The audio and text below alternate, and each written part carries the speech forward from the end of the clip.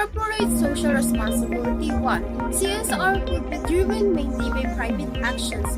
A principal driver was private conscience and philosophy of a company's top executives and directors who were permitted by legal precedent and encouraged by U.S. tax laws to contribute companies' funds to worthy social causes. At the same time, their companies became identified in the public eye as responsible members of society, giving up and giving back a portion of their gains as an act of responsibility and charity towards others less fortunate or left behind in life's struggle.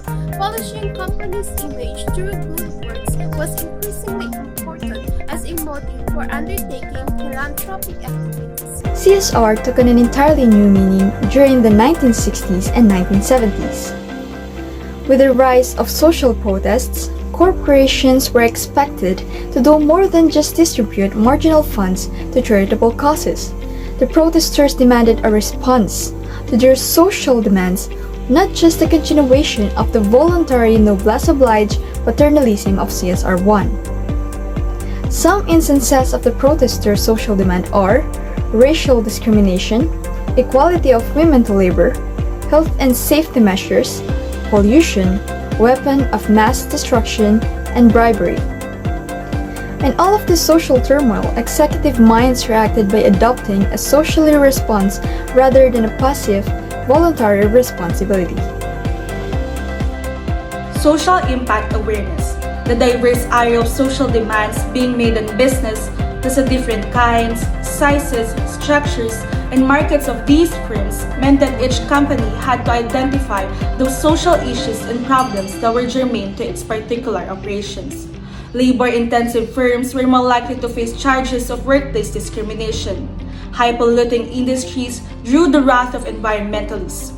Consumer goods producers faced the anger and skepticism of consumer activists. High-risk operation, mining, construction could expect their labor unions to insist on strict health and safety rules. Large complex conglomerates and holding companies often face multiple social demands. Proper response called for targeted awareness and careful analysis of the kinds of pressures that were relevant. Techniques of environmental scanning, issues analysis, and future forecastings were signs of the socially responsive corporation. Second on kinds of corporate action is assigning strategic priority for social responsiveness. Apparently, it has been a realization for the companies that it's not always possible that all social demands should be met. Companies should build a strategy inclined to social response that will not affect its overall economic and financial strategy, while also protecting the business revenue to unwanted risk or cause of social response. This can avoid overreaction towards criticism from the public. In line to this, having strategy in regards to social response, the companies could handle the situation in a proper way. Lastly, creating strategic policy and appointing priority of the company's social impact is necessary to effectively run a business. Number 3 is the organization redesign and training. If social protest was to be handled well and made an effective part of corporate strategy, organizational reforms were found to be necessary and key managers had to be prepared to cope with the new behavioral realities of a socially conscious workplace.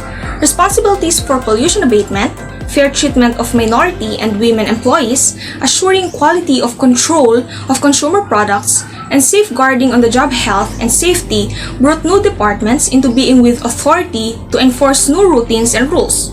Old attitudes had to yield to the newer social outlooks by retraining and reshaping managers and employees' attitudes toward co-workers and many taken for granted and socially outmoded practices. The goal was to create an internally generated posture of overall social responsiveness throughout all organizational levels. Stakeholder mapping and implementation. Although the term stakeholder did not become popular until the 1980s and 1990s, its spirit and basic meaning were alive much earlier. Richard Ilse, in his 1960 book, The Meaning of Modern Business, spoke of a company's contributors claimants who deserve the attention and solicitude of top management. Stockholders, creditors, customers, employees, and suppliers, all of them are having a contractual bond with the company, while the indirect or non-contractual claimants, it includes business competitors, local communities hosting company operations, the general public, and the government. Let me introduce to you the drivers of CSR-2. CSR-1 initiatives were privately and voluntarily driven. The CSR-2 phase brought companies directly and sometimes forcefully into the public realm, where practical action was expected. The main drivers of corporate response proved to be a potent blend of public unrest, corporate misdeeds, and new public policy rules, such as a generalized social unrest generated by the demands of African American women, consumerists, environmentalists, anti-war protesters, workplace safety advocates, and radical anti-capitalist organizations. Repeated instances of corporate misbehavior. These are the examples. The first examples: residential neighborhoods and schoolyards contaminated by poisonous chemicals left in landfills. The second examples is the production of unsafe automobiles, exploding gas tanks, and the third examples is health threats from asbestos products. If you are not familiar with the word asbestos, asbestos is added to materials to increase resistance to chemicals, heat, and fire. It may also add strength, durability, and flexibility to products.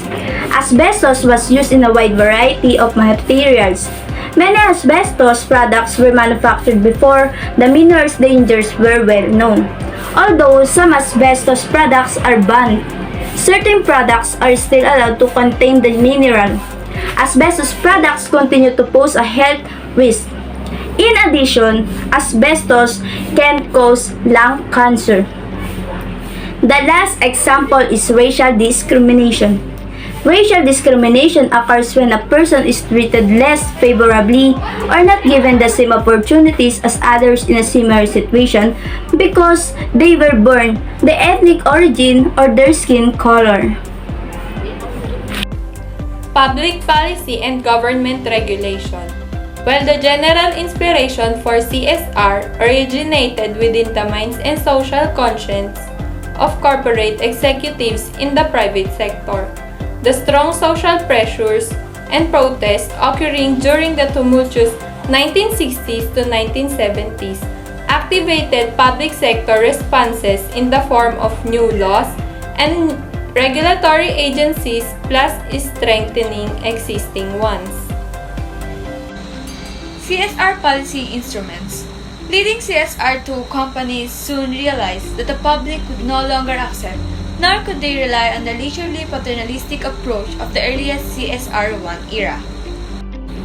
The phalanx of new regulatory agencies and their new social performance standards is to create a new regulatory compliance procedure that fitted with specialists and legal experts that are capable of interpreting the rules and advising top management on how to comply. There's a character of CSR policy instruments. First is the informational or endorsing instruments. These are the campaigns, guidelines, and trainings. Next is the partnering instruments. These are the agreements, networks, and dialogues. Third is the financial or economic instruments.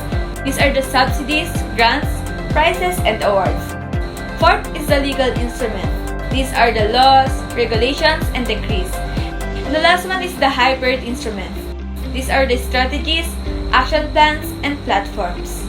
Being a socially responsible, business can help to improve a company's image and brand. Employees with a sense of social responsibility can use the corporate resources at their disposal to do better. Formal corporate social responsibility programs can improve employee morale and increase workplace efficiency.